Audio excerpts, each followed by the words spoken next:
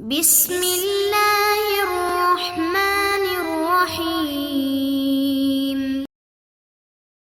السلام عليكم إخوتي الطلبة، كيف حالكم؟ كيف الصحة؟ درسنا 57. سندرس في هذا الدرس ما يجب على المسلم معرفته، يعني المسلم ينبغي له أن يعرف هذه الأمور، لأن الإسلام هو اسم للقواعد أو اسم للأحكام والسنن، فلذا يجب على المسلم أن يعرف إسلامه ويعرف دينه حتى يتمكن على السير بالدين. فلذلك ما يجب معناه ما ينبغي بمعنى چاہیے کہ مسلمان کو اس چیز کے بارے میں پتہ ہو، علم ہو. ما یجب علی المسلم، جو واجب ہے ایک مسلمان کے اوپر، معرفتہ، اس کا جاننا. المعرفت بمعنى العلم والمعرفہ، جاننا. ایک مسلمان کو جن چیزوں کے بارے میں جاننا ضروری ہے، اس کے بارے میں، اس کے متعلق آج کا ہمارا سبق ہے.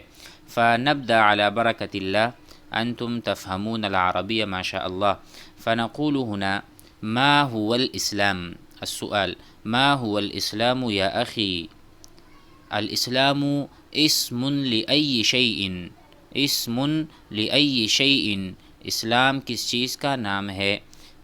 فالجواب هو أي الإسلام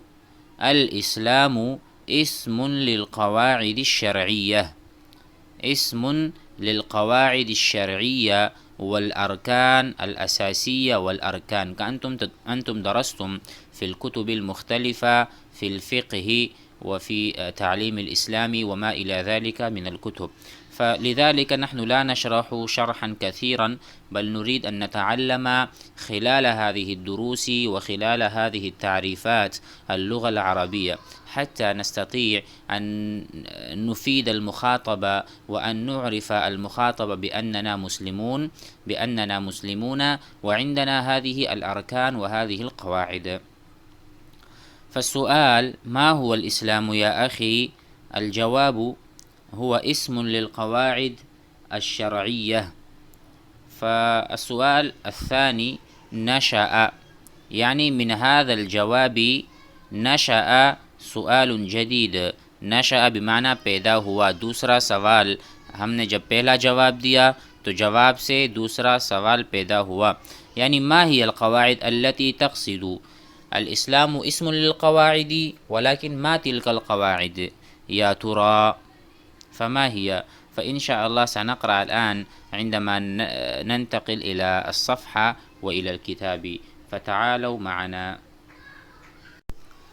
أنتم ترون هذا هو الموضوع، ما يجب على المسلم معرفته، مسلمان کے لیے جن چیزوں کا جاننا ضروری ہے.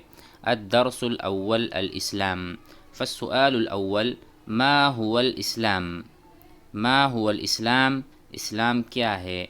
الجواب: الإسلام هو القواعد الشرعية. الإسلام هو القواعد الشرعية التي جاءنا بها. جاء يجيء. مثلا أنا أقول جئت بالكتاب، میں کتاب لے کر آیا. جئت بالطعام، میں کھانا لے کر آیا. هل جئت بالطعام؟ کیا آپ کھانا لے کر آئے ہو؟ هل جئت بالماء؟ کیا آپ پانی لے کر آئے ہو؟ اذهب چلے جاؤ. وجئ بالماء، اذهب وجئ بالماء. جئ طيب صيغة الأمر. فهنا جاء يجيء، فجاءنا بها أي بأي شيء، بالقواعد الشرعية. من؟ نبينا، هذا فاعل. الإسلام هو القواعد الشرعية التي جاءنا بها نبينا محمد صلى الله عليه وسلم من عند الله تبارك وتعالى. الله سبحانه وتعالى أرسل هذه القواعد والواسطة هو جبرائيل عليه الصلاة والسلام إلى النبي صلى الله عليه وسلم. فهمنا هذا؟ وأنتم تقرؤون هذه الترجمة أيضا حتى تفهمون جيدا. ثم السؤال: ما هي قواعد الإسلام؟ ما هي القواعد وما هي الأركان التي تقصد، جس کا آپ قصد کر رہے ہیں، والتي أنت تقول هي قواعد، ما هي؟ اخبرنی عن قواعد الاسلام، ہمیں اسلام کے قواعد کے بارے میں بتائیے. فالجواب هنا قواعد الاسلامی، اسلام کے قواعد خمس، 5 ہے.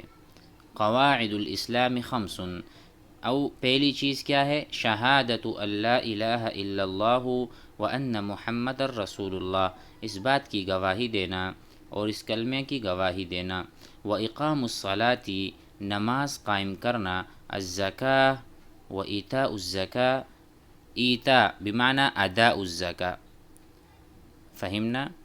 اصل الکلمہ هنا آتا یوتی ایتاء، آتا یوتی، هذا باب افعال.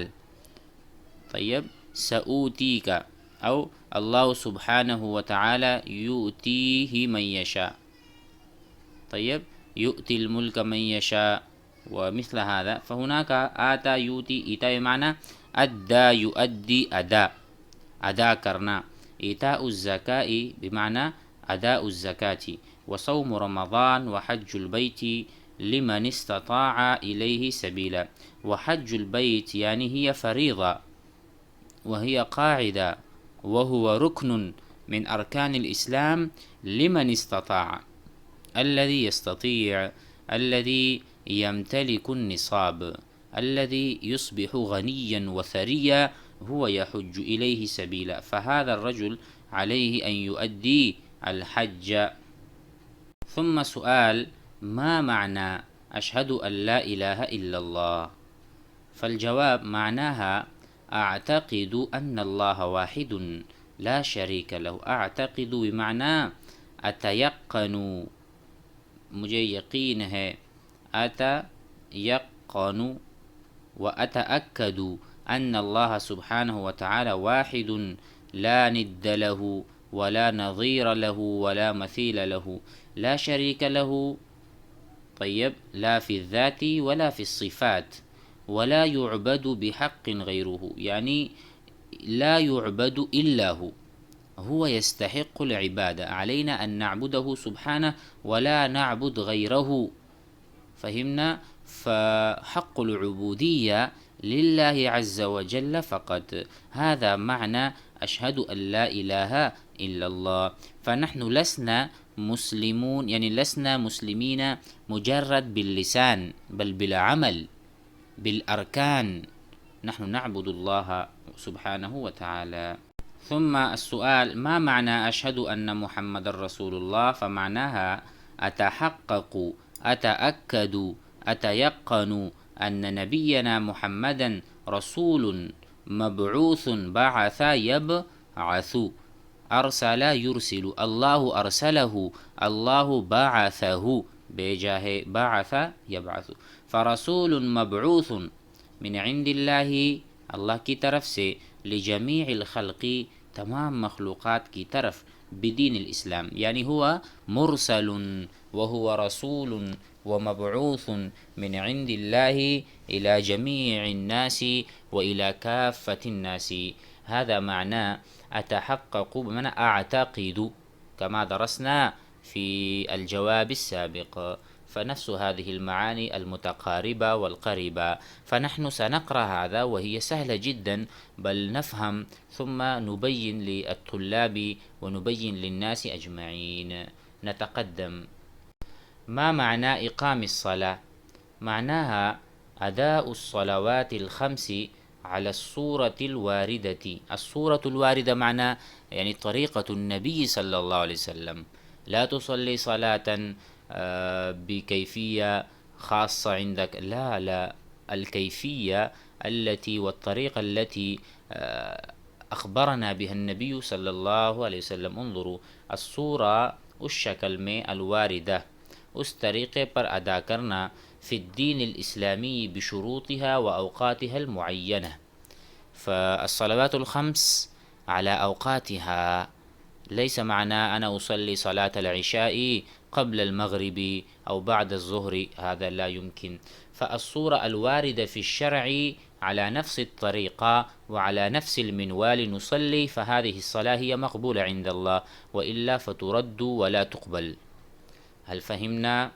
فمعناها أداء الصلوات الخمس أوقاتها المعينة المخصوصة. نتقدم. ما معنى إيتاء الزكاة؟ فقال معناها إخراج جزء من المال للفقراء والمساكين بشروط مخصوصة. هناك شروط في إعطاء الزكاة وإيتاء الزكاة وأداء الزكاة، شروط خاصة معروفة لدى الفقهاء وعامة الناس أيضا الذين يقومون بهذا الركن من الدين، فهم يعرفون جزء خاص وللمساكين الخاص، وهناك ما يسمى يعني لمن نعطي، فإنما الصدقات للفقراء والمساكين والعاملين وهكذا. هناك 7 من الناس أو 9 نعطيهم هذه الأموال، فهناك إخراج جزء من المال للفقراء، هذا معنى إيتاء الزكاة.